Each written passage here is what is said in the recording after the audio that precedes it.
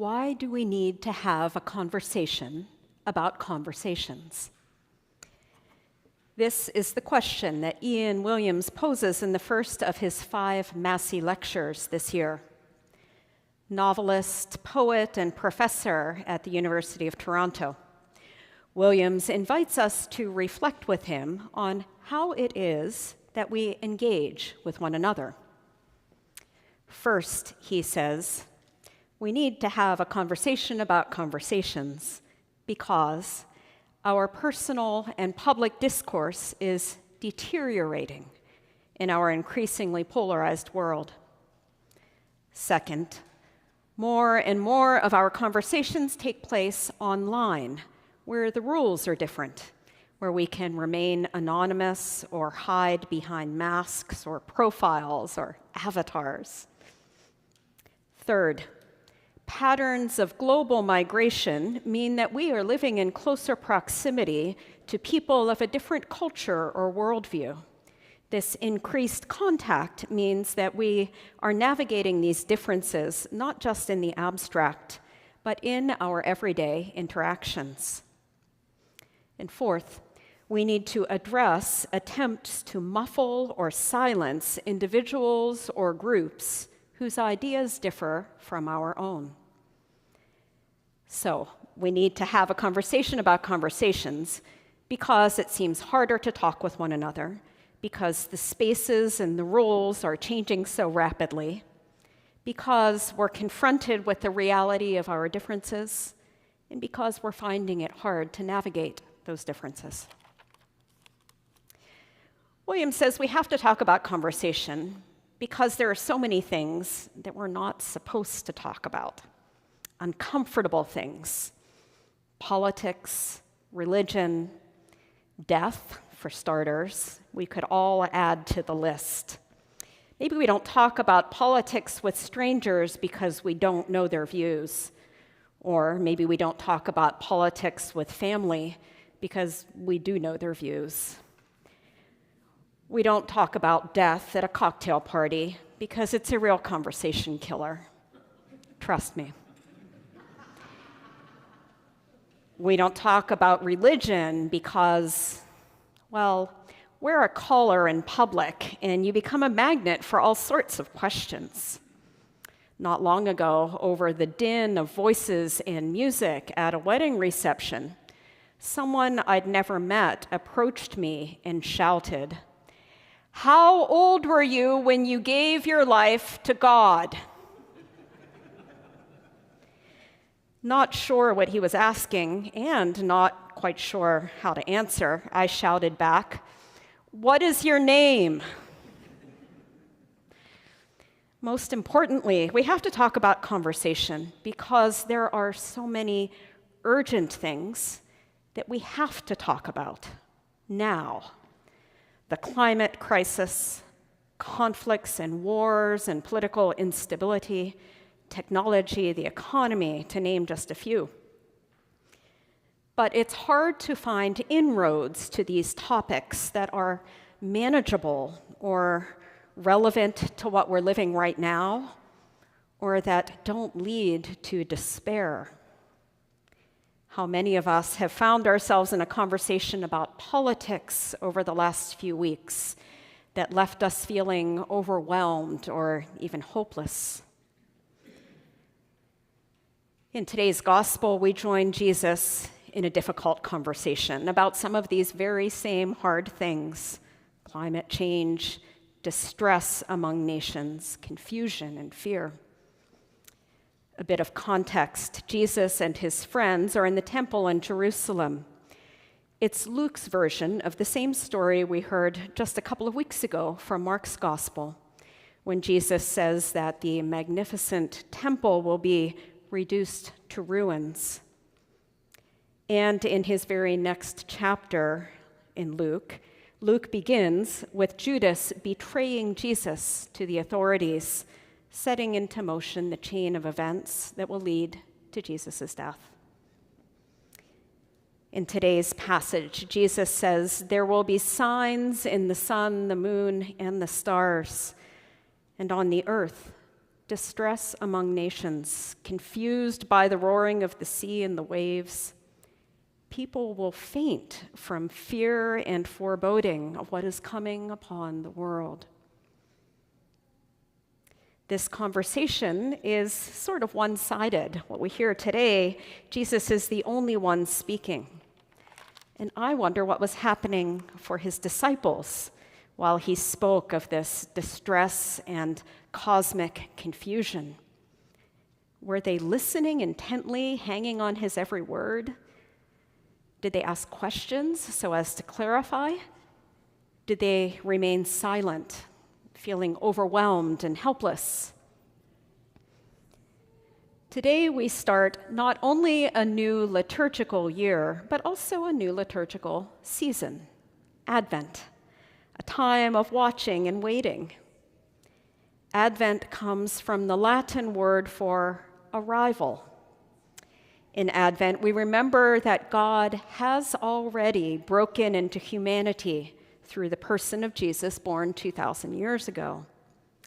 We also look forward to Jesus' coming again, the Son of Man coming in a cloud with power and great glory.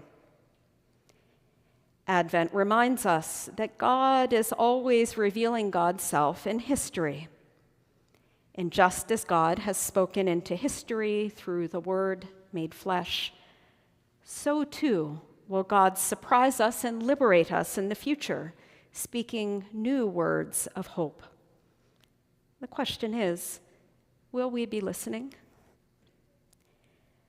Advent calls us to dwell in that hard space between anticipation and realization, between the already and the not yet. In this liminal space, things don't always unfold in the way or at the rate that we'd like them to. It's a muddled space where things fall apart, where there are gaps and silences and new things begin to take shape and stops and starts. Now, Jesus' apocalyptic talk about the end times is just the first part of today's passage.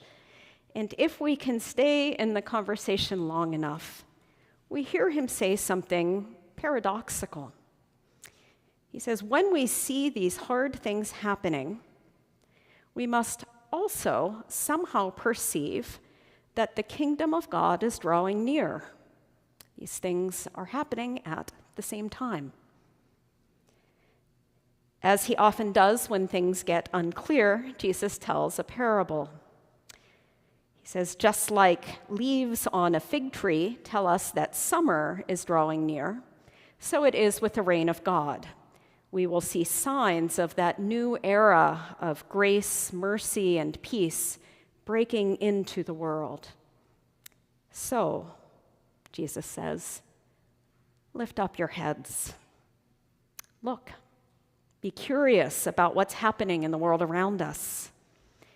Be careful that our hearts aren't weighed down with worry or dissipation, the misuse or squandering of our time, our energy, our resources. Be alert, he says. Pay attention and pray. But what might this look like for us? I want to go back to Ian Williams here, to the final lecture in his series, when he asks, what makes a good conversation? Is it getting my point across? Is it feeling listened to? Is it preserving or improving a relationship? A good conversation, he says, is built on curiosity and attention. Curiosity and attention. He says we need to lend all of our senses to people. We need to ask questions that reflect a genuine interest. We need to pay sustained attention so that we can really listen, not just wait for our turn to speak.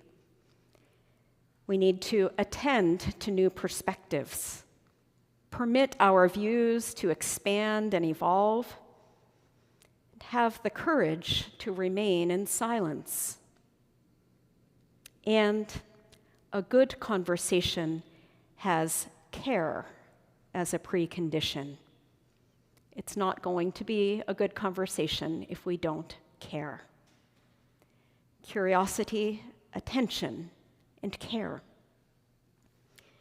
As we enter Advent this year, I wonder how we might make a conscious effort to cultivate these gifts in our conversations. That is, our flawed, bumbling, oh so human efforts at conversation. Curiosity. When someone does something we don't immediately understand, do we make an effort to gain understanding? Do we ask questions and really listen to the answers and allow ourselves to be moved by what we hear? Attention. To what or to whom do we need to give more attention? Maybe it's a person, someone close to us. Or maybe it's something in our hearts that is in need of grace or healing. Care. We can reach out to someone to show we care. To a stranger who looks like they could use a smile, or an old friend we've fallen out of touch with. Doesn't take much just to check in. Are you okay? What do you need? I'm thinking of you. Curiosity, attention, and care. We can seek to grow these gifts not only as individuals, but also as a community of faith. We can share our curiosity as we bring our questions, large or small, and ponder them together. We can turn our attention to God in prayer here on Sunday mornings, on Wednesday mornings during Advent, on Zoom, and wherever else in between we manage to pause for a moment of stillness. And we can show our care by reaching out, both within and beyond our community. Advent invites us into conversation. How old were you when you gave your life to God? Truth is, I'm not sure I have. I don't think it's a one-time thing. I see it as an ongoing sort of challenge, day by day, hour by hour. One that asks us to remain present to reality with all that we think we know and all that we don't yet know. To become aware with all our being, aching hearts, busy minds, weary feet, restless souls.